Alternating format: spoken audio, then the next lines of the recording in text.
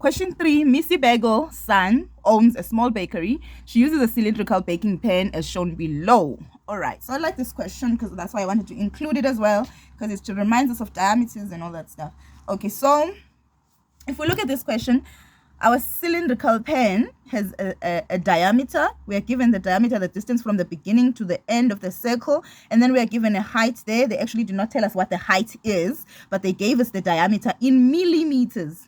And then other information, they said that a cylindrical baking pan has a 3,079.16 cubic centimeter capacity. Now let's talk about this cubic centimeter and capacity.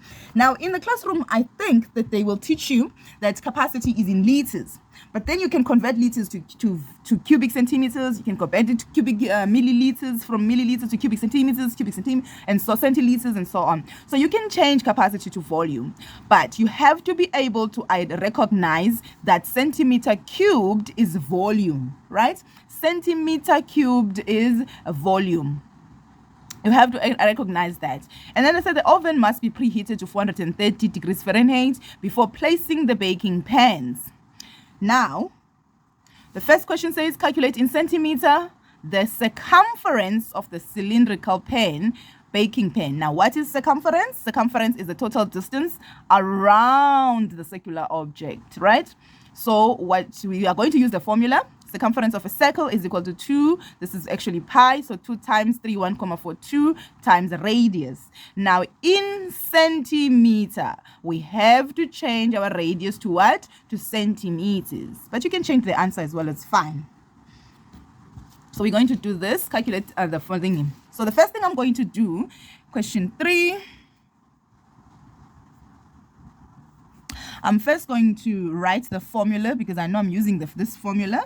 The formula says circumference of a circle is equal to 2 times 3,142 times radius, right? Okay, so I'm going to first identify my unknown here. They are saying I must calculate the circumference. Where on the formula is the circumference? Oh, there. Circumference of a circle, that's my unknown, is equal to, that means everything on the side I must have 2 times 3,142 times, okay, now I'm going to go to my diagram and try and find my radius, which is the distance from the center to the end. Oh, oops, I do not have that. I have to change the diameter instead. So I'm just going to go to the side there and say 280 millimeters divided by 2. That way it will give me the radius, which is now going to be 140 millimeters. Now I'm just going to be very clever and say they want the answer here in centimeters. So I'm just going to change radius by dividing it by 10 to centimeters, and I get 14 centimeters times by 14 centimeters. Now this question, you don't have to convert before you substitute. You can substitute and then convert afterwards. So again, circumference of a circle is the unknown, is equal to, and then I'm going to press my calculator, which is 2 times 3,142 times 14, and that'll give me 87.976 centimeters. Now let's see, was there anything about rounding off? No, so I'm going to round off to 2 decimal places by saying 87.98 centimeters, but I doubt that it matters. Anyway, we're going to move on to 3.1.2. Determine in centimeter the height of a cylindrical baking pan, and to calculate that height, they are saying we must use the formula volume of a cylindrical baking pan is equal to 3,142, which is pi, times the radius squared. Do you see that? Radius is squared there, times the height. So I already know I'm going to use that formula, so I copy it down. 3,112. Volume of a cylindrical baking pan is equal to 3,142 times radius squared times height, right? And volume of a baking pan here. Okay, so now what we do is we identify the unknown. Which one is the unknown? The unknown will be the one they say calculate, right? Or the one they say prove. Okay, so here, the unknown say determine in centimeters. Okay, I'm working in centimeters, the height of a cylindrical baking. The height. They want us to calculate the height, which means we do not know the what? The height. I always note, or I put a circle, or I tick. That one is the unknown. Okay, so what is my volume? I'm going to go back there and I'm going to get my volume. There it is. Centimeter cubed. That's definitely volume. So volume is 3079.16 centimeter cubed is equal to 3,142. Multiply a radius is 14 centimeters. Don't forget the squared. Multiplied by h, which is we do not know h, therefore we can continue calling it height. Then the next thing I'm going to do is I'm just going to do the squared part. 14 squared is 14 times 14. So 14 times 14 is 196.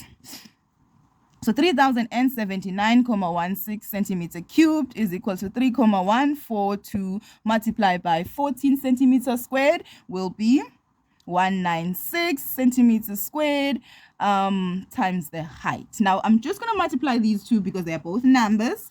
I'm just going to say 196 multiplied by 3,142, and that will give me 6,158.832 centimeters squared multiplied by h. This side I have 3079.16 centimeter cubed. Right?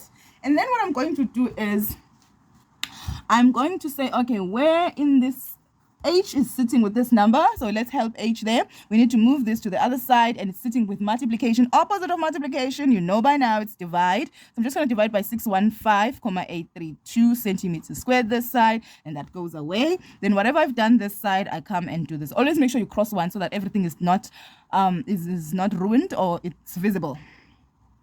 832 centimeters squared, and then just divide that 3079.16 divided by 615.832, and then you get 5. That's it. How easy was that? 5 centimeters is equal to h. So our h is actually 5 centimeters. All right, so we're going to move on to 3.1.4. Convert 430 degrees Fahrenheit to degrees Celsius. Use the formula 3,13, and then I'm going to say degrees Celsius is equal to, open bracket, make sure you copy everything correctly, degrees Fahrenheit minus 32, close bracket, divided by 1,8. Always make sure you copy everything correctly. Just double check. Okay, that's fine. And then what is our unknown? This is our unknown, so we don't have this. And then what is our degrees Fahrenheit? It was given to us as 430. So close bracket, 430 degrees Fahrenheit minus 32, close bracket, divided by 1,8. And then our degrees Celsius, there's minus there inside first. So we're going to say 430 minus 32, and we get 398. And then now we can divide this by 1,8, and saying 398 divided by 1,8. Do it step by step so that you get to this full 3 marks. This would be 221,11111. 1. How many ones are here? Degrees Celsius. So say 221 degrees Celsius. And then you move on with your life.